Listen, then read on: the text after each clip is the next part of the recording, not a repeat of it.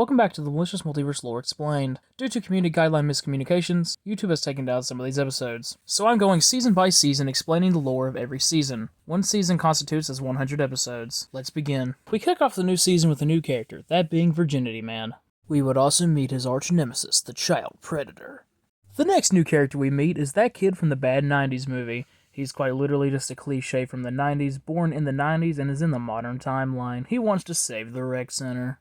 Catching up with Jeb, he would get a new girlfriend named Elizabeth. Unfortunately, he would also get erectile dysfunction. This would lead Jeb into a depressing headspace, lamenting about the time he had with Rose and revealing that she was actually pregnant when she died.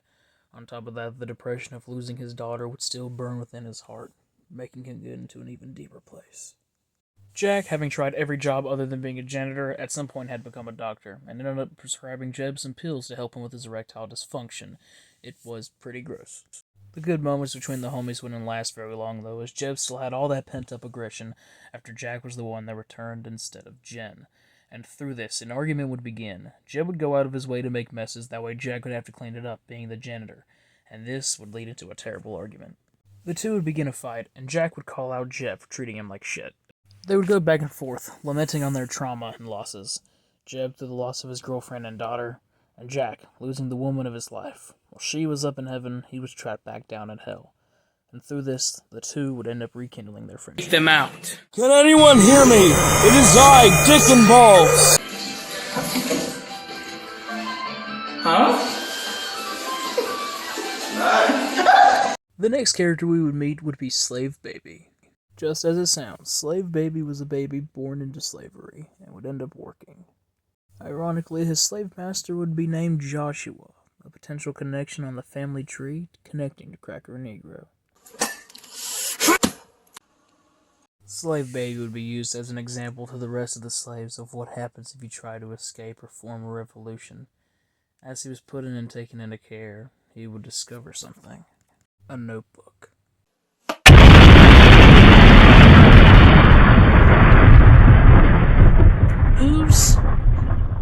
Who's Cracker and Negro?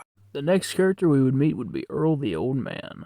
Through Earl's time on screen, he would lament about his past and everything he went through. And through this, we would get some reveals. You know, I always been a bit of a troublemaker. I got into all kinds of trouble when dealing with the rec center back in the 90s. Truth is, my life has been in many different places and times. I had a rough childhood.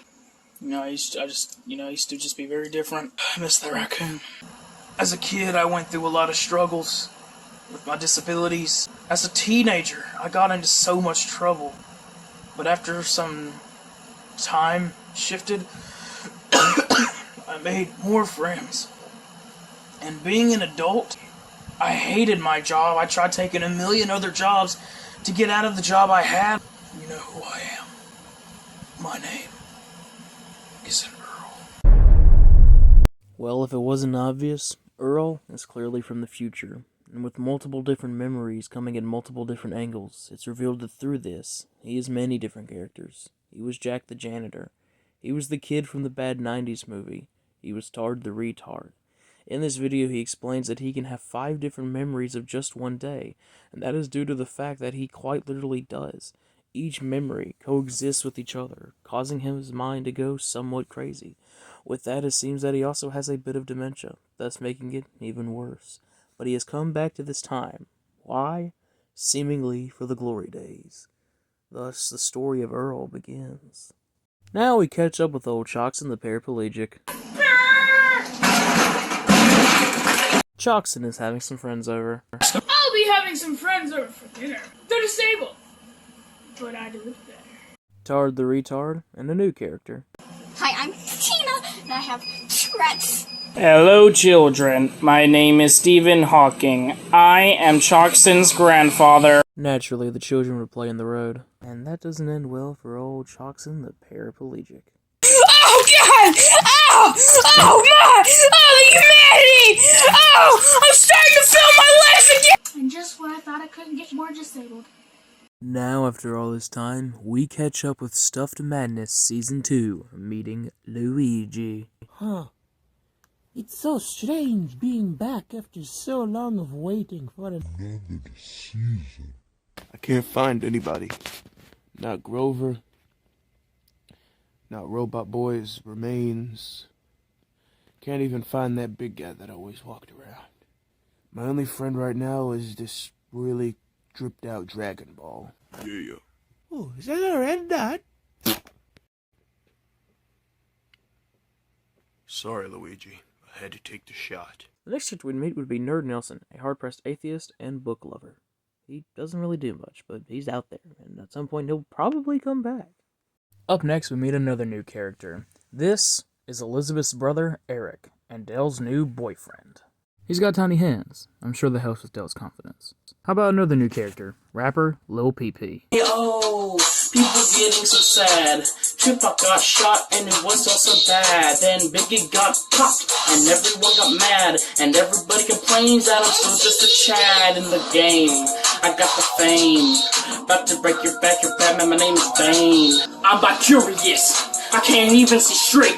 I see a guy and woman, I don't know which one to date. Even though they'd only been dating for a couple months, Jeb would go out and try to ask Elizabeth to marry him, but she would decline, stating they'd only been together for a few months. However, she would be excited for the future, till this happened. I told you not to be calling me here while I'm on the mission. Your entire purpose of being there is for the Karen Revolution. And if we're gonna talk about me being here, okay, how about the fact that you haven't resurrected that vegan teacher, and Dick and Balls still isn't out of hell yet? You watch your tone. This is Supreme Manager Karen. To put it simply, I'm here to make everyone happy. Bring their guard down. So here's an idea. You bring the army, you resurrect Dick and Balls, we hit a very good strike. As everyone is cornered, I, the secret Karen, go with the classic backstab, finishing them off. I think I have something you're gonna want anyways if you wish to resurrect Dick and Balls. Perhaps the Notebook, creator of all power, would be a decent help. We now catch up with Jacques the assassin, who is currently being chased by many Karens. He's stopped by Jeb. Jacques explains that there are hundreds of thousands of Karens, and that those Karens want to take over all of his cloned bodies to have hundreds of thousands more. He then explains that the Karens are able to circumvent the Notebook's rules. They're going to be able to bring back Big Jen and Rose for the big 400th episode. He would also explain that they plan on bringing back every villain from the past as well. And one I never heard of before. Dick and Balls. Dick and Balls? Who's that? I've never heard of that one. Jacques makes a plan. Work on these blueprints, that way he can access every single Jacques clone. He can then use that to help them fight in the Karen army, and if things get too bad, they can end up breaking down one of the walls for the zombie quarantine zones to flood into the Karens, thus taking out the rest. They can save Big Jen, they can save Rose, and they can keep Jeb safe from the Karens. All they have to do is work together. Jeb, not liking this, still decides to work with him, but promises that when the war is over, he will kill every single clone until there is no Jacques left. Every decision we've made has led to these moments. We then catch up with Stuffed Madness by going into the past, 1669. A guy named Dr. M, not related to Dr. Maybe, developing some kind of new technology.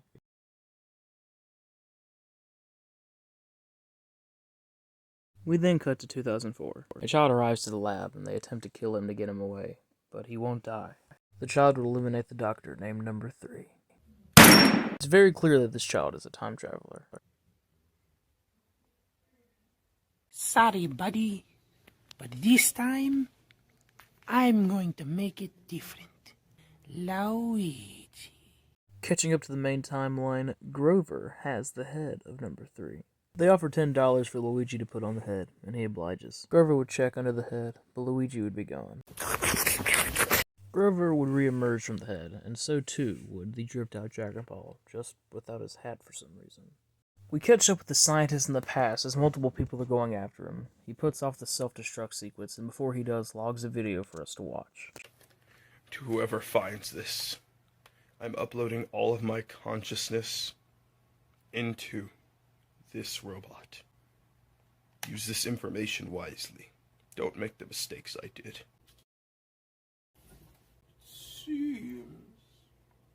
that I'm okay. Meanwhile, a scientist named Jimmy puts himself into the machine before the building can self-destruct. Dude, what the fuck was that? 8 Whoa. seconds. 7 What a seconds. crazy dream 6 seconds. that all of that 5 was. seconds. 4 seconds. Yep, every bit of it 3 on a dream. seconds. Fuck you. 2 seconds. I'm Luigi. Getting back to the mainline story, we see Ryan's world from Ryan's Toy Reviews, and in this video, he snaps, killing his family. More! And at the end of the massacre, the titular toddler Caillou will return to the Malicious Multiverse to take out Ryan's little sister, helping him fully commit to the death of his family. Meanwhile, in a scary turn of events, Caillou would end up visiting my youth group. His motive? To build a child army. Like, I'm seeing a whole lot of gay here. And I'm anti-gay. I'm Caillou. Caillou is anti-gay. Caillou is officially a pro-abortion, and I'm a liberal. Be here any The war second. would finally begin. The fucking cunt Karen would hold their friends hostage. Jib! Dad, doesn't end there. Jack, oh my god. They dragged Jane out of heaven. We know that there's many allies that would love to get revenge on you. Hobbs and Samuel, how are you doing? Hans Grotesque, Super Nanny. Oh, and me, Fat Linda. I present to you. Hi, I'm Dick and Balls. Jonathan, do we know that guy? There's a reason you all don't know me. A brand new character, fresh out of the mind of Jonathan Bridges. I was brought to life with the Notebook, but I made a discovery. Everyone you've lost standing here today is because of Jonathan Bridges. What if I told you the Notebook didn't just write itself? That Jonathan has been writing the stories. Hell, he's writing it right now. Everyone you've ever lost is because of him. And because I discovered the truth, he erased me from existence. Oh, let's just attack them while we have the chance. Not so fast. Elizabeth? You really are an idiot, aren't you, Jed? My name isn't Elizabeth. My name is Karen. There, darling, did you know this? Don't move, Dale. But how could you be a Karen? You're a guy. You don't think that Karens have brothers? My name's Kevin. The twins would justify their actions by stating that the villain should have been imprisoned instead of killed. You're not a good guy. No matter how much I wanted you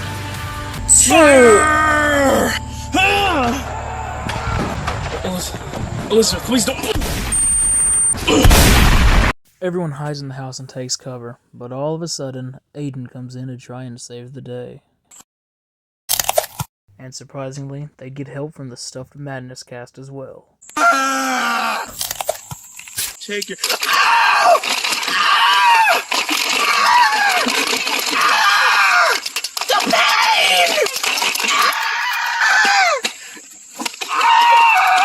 No more. It is I, Two-Pack-Ass.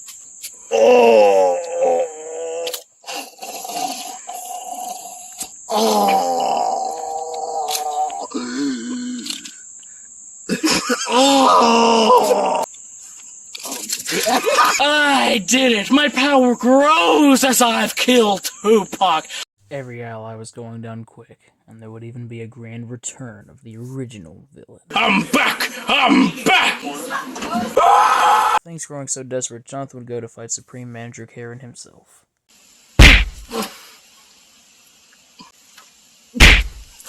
Just do it already. Gladly. White privilege beam! Jonathan would be saved by Cracker and Negro. They call me the darkest night, the brownest chocolate, the king of all slaves. But you can call me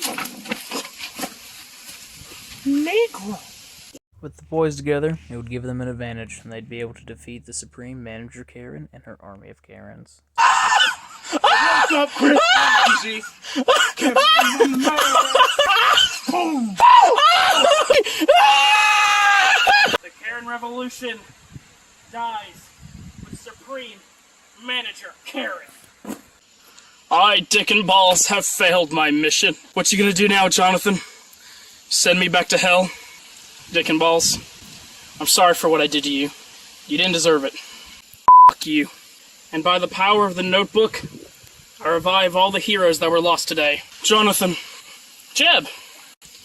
Jeb would come to say goodbye and explain that literally everyone was moving out of the house. He would also say that most of them forgave him and hoped that he had a good life.